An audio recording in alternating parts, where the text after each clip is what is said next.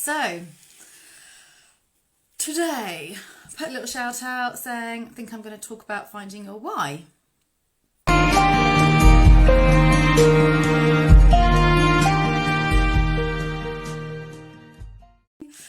Talking about finding your why. And actually, I've realised I'm really good at asking myself questions like, oh, I wonder why I do that. And then I don't actually answer them. I just catch myself wondering and then don't finish. I'm like, And then when I'm chatting to couples or clients with funerals or naming ceremonies, it is so easy to ask questions. It's a lot harder to answer them. But when you do answer them, then all the other questions are really easy to answer. It's the finding your why.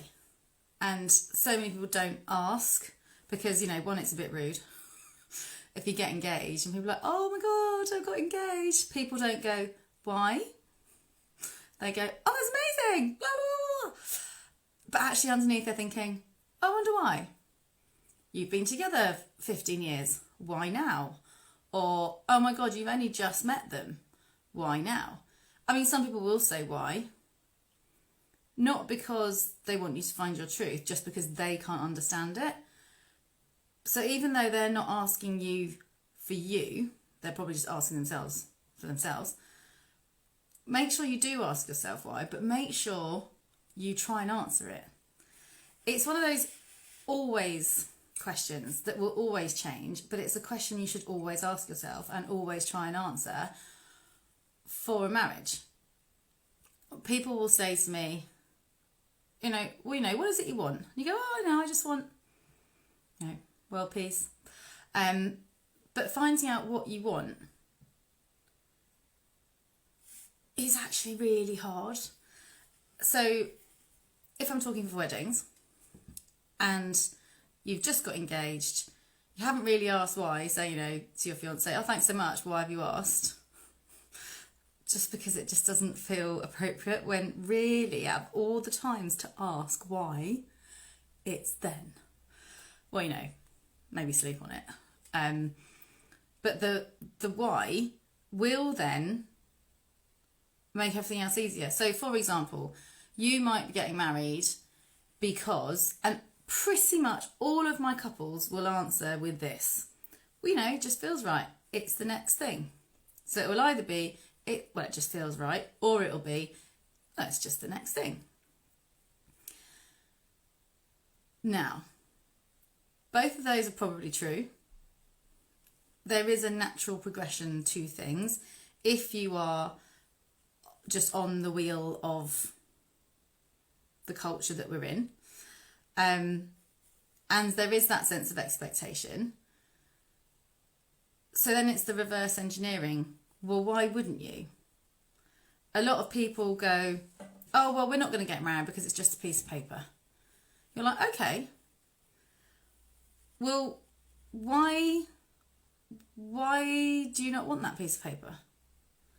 They're like, oh, well, they think it de-romanticizes the love and it just makes it part of the legal system. And it's like, well, it does do all those things. To get legally married, it does just put you in the system. But as a society, we still hold a pillar of marriage quite highly.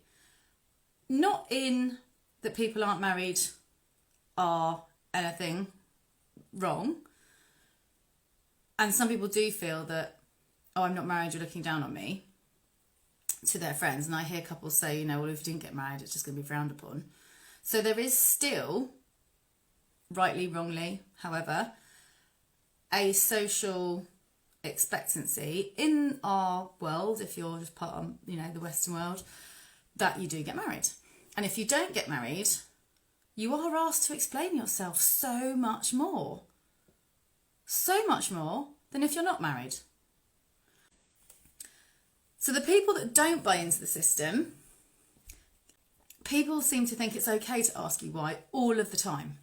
So if anyone's on here that has been with their partner for years and years and years, I bet, and correct me if I'm wrong, You get asked so many more times why you're not married. When are you going to get asked? When are you going to ask, how come you're not still with him if he isn't going to commit? Da, da, da, da. It seems to be okay to ask the why when you're not in the system, but then when you are in the system, people stop asking why because it's the done thing. Odd. So do keep asking yourself, going, well, why am I doing this? Am I looking for security? Yeah, probably a little bit. We all need a little bit of security. But what's that security for? Is that security monetary security? For a pandemic in it, it all goes out the window anyway. So that's not going to last long if you're just marrying for money. Is that security significance? I've been doing a lot of mindset coaching and business coaching, and significance is a massive drive for me. My need to contribute and my need to feel significant is huge. That's pretty much what drives me. And rather than make that wrong and think, oh God, I'm really needy, I need to be needed. Actually, I'm like, no, feeling like I can serve makes me feel good. And I want to feel good. I used to manage volunteers.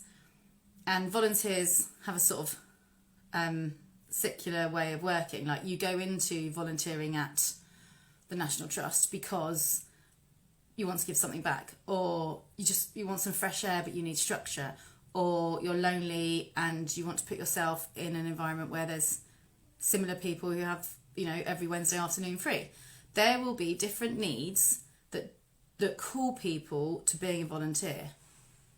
So when I was managing volunteers, I used to have to readdress, with that volunteer, and that I'd just keep an eye and be like, okay, she's been here three years now. Her need that brought her here has probably changed. So her output or her drive for turning up or her need might not be being met anymore. And that's why staff appraisals are really good, because it readdresses your need. Blah, blah, blah. But it all feeds into your why. If you've been together for 3 years, probably your need for being together has changed. Your drive for being together may have changed. Through a pandemic, it's probably changed some more. So do keep asking yourself why. And it's so important at any stage. I mean, I've said before, I've got brides that have jumped ship from booking the registrar. They had the registrar books and they were like, do you know what? This is worth ditching that £400. I'm just going to lose it. And it's fine, because I know I need to find my why. I need to find my motivation. I need to find the anchor, because I know that this is quite a stressful situation. Global pandemic, for example. I've got other people that have come to me before they've even got engaged, as the groom was proposing. I've had about 3 now, and they come to me to go, right, I'm thinking of proposing. I'm pretty sure she'll say yes, but I want to do it for this reason, this reason, this reason. I was like, well, that's amazing. And what I used to call my wedding questionnaire, I now call my proposal questionnaire, because actually it is all about your intention. And it goes back to why you've asked. If you have asked out of duty, that will expire. And then what do you do? Oh, hi Simon, thanks for coming on. If you have proposed out of need to feel significant, that will also pass. And that's fine if it does pass, but then you need to ask your why again to go, right, what am I seeking from this? When Joe and I got married, we got married in church, so we had to do part of the marriage course. And we had to do a questionnaire. But we revisit it. Not very often. We revisit it on the 1st anniversary and then the 5th anniversary. And we meant to do it last year. Year before last. Oh my God, lost time. At our 10th anniversary. Oh my God, which was 2 years ago. Have I been married 13 years? Anyway, it's time to do it again. Because what we need changes. And so he'll say to me, what do you need? I'll be like, oh, I don't know. I just need you to do this. Whereas actually it's not what I need. I need to actually answer the question, what do I need? So when you're planning a wedding, what do you need? Because then it makes every other thing easy. So for example, Simon from Menswear Suits, He'll have grooms come in, and obviously, correct me if I'm wrong, that they will kind of come in, I've been sent in, better get my suit sorted. You're like, well, you don't need to get your suit sorted. You could come in chinos and a shirt, but actually you're in the wheel, you're living the dream, you're going, right, this is the next thing to do. So what is it you need? You need to feel comfortable. You need to feel yourself. Just as much as a bride getting the right dress, you need to feel your best self on your wedding day. I know that's what Gemma Louise Bridal, makeup artist I've worked with quite a lot. And if you, hi Gemma, if you're there. Gemma Louise Bridal, she's like, her kind of pitch to brides is, I'll make you look like your best self on a good day. You know, like the Barocca thing, it's me on a good day. You know, your wedding day should be like a Barocca overload. Same for the men, right? You need to feel the best version of yourself. So therefore you need to know who you are, and you need to know what you want, so that when people say, will you love me till the day I die, you can say yes, because that's what I want. Because what I need is to fill my cup with love and overflow and share some more. You know, what is it you need? With the funeral side of things, I'm going to drink my tea before it gets chilly, because any mums out there will know hot, non-stewed tea is a gift. But I drink it black, so it's always a lot hotter. With funeral clients, it's just the same, but condensed, really condensed, because what they need is actually, a lot of them say, I just need to get this right. I was just talking about wedding dresses, but I've just gone on to funerals, so bear with. You know, they're like, I just need to get this right, I just need to get this right. And you're like, actually, getting that right is big. There is a need to get that right. And why do you need to get that right? Because you don't want to feel like you got it wrong. You have a sense of duty, you feel obligated. Or do you just feel nervous that you're going to get criticised from the family? Like, why is the need to get it right there? Because if it's genuine love and genuine just truth, it will flow, and you will just know. It's normally people get like, I just need to get this done, because they're not in the flow with it, because politics has arrived, or it's been a horrible sudden death, or death is so final anyway, it's such a shock, even if you know it's coming. So finding your why for that is, again, asking, like, well, why did you love them? Why are you sad? Why aren't you like, oh yeah, Bob from 2 Doors Up died? Like, actually, why is it a big deal? Because they impacted your life, because they made you feel special, because they were significant for you, because they filled this gap. And then actually, once you know that, then briefing the celebrant, it's going to be a piece of cake. But actually, very, very rarely does a couple or a client come to me and going, I know my why, I know what I need, and here it is. Where my skill comes in is I hear what's being said, and then I hear what hasn't been said, and then I piece it all together, and then I might say, oh, well, I'm hearing this, is that okay, does that feel right? And they're kind of like, oh wow, yeah, how did you get that? And if it's been a particular sudden death, what I might do is write the script, but I know that reading it's going to be too painful, so I'll phone them and say, would you like me to read this to you? And I'll read it over FaceTime or Zoom.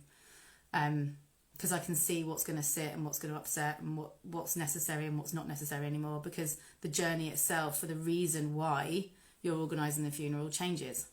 The reason you might be organising the funeral is just because you're next of kin. You're like, whatever. It might be that you want to, or it might be that no one else wants to, and they've all gone, so can you? And now you're doing it out of duty. There's so many different reasons why you are the one organising the ceremony that's hiring the celebrant. So many reasons. So many stories. Could be anything. But for me, it's finding out the why of the client, whether that is a funeral or a naming or a rebirth of self, whatever it is. Usually weddings and funerals and namings. You find out your why, and then it makes dress shopping, lipstick, suits, whatever. So wedding frocks. How do you find if a bride has their why? If they don't have their why, I know my first wedding dress shopping experience was horrible. I hated it. And then my final dress fitting I also hated, and I was in tears. Didn't really enjoy the whole experience. Because I just didn't know my why. I didn't know my body shape. I didn't know. I was so not a gown person that putting me in a wedding gown was a really odd feeling. And actually the only time I'd ever worn a gown was at my graduate ball. And I was so hungover. I don't really remember it. So it just didn't, was uncomfortable doing the whole thing. But I didn't know my why. But my why for the dress, is because it's the thing to do. But when I did find it, and actually I found the right lady in the end, and she went, you're short, you're a little bit chubby. What you need is a dress that goes from your shoulder to your hip bone to make that bit the best bit so you look elongated. And I was like, oh, okay, I'll have a dress that shape, please. Because I thought I was going to suit like a 1950s kick-out dress. No, I did not. Tried on a maxi dress, I looked like Mother Earth. So I ended up having a dress that suited me, thank God. But so it's finding out your why through everything. How are you doing finding out your why? I think it's a really, really hard question. But then once you do it, everything else flows. But finding out your why is asking your motivation. Because what spurs you on? Why aren't you going to give up if a global pandemic hits and then you've got another year to sort your wedding out? If it's the wedding that just keeps giving, you're like, wow, I've organised this wedding 4 times now. This just keeps giving. If you're in it and you've got your why, those brides, those couples are still actually all right. They're like, it's okay. We're just getting closer. We're all about it. It's made the good amazing. It's made the closeness tight. Other people might have gone, I actually hate you. Engagement's off. And that's fine. I mean, thank God.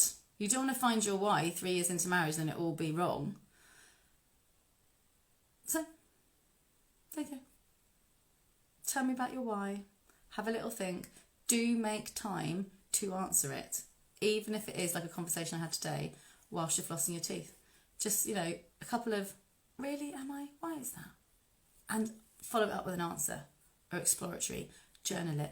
I've got some journal homework. I'm going to do some journaling on my, what is my homework?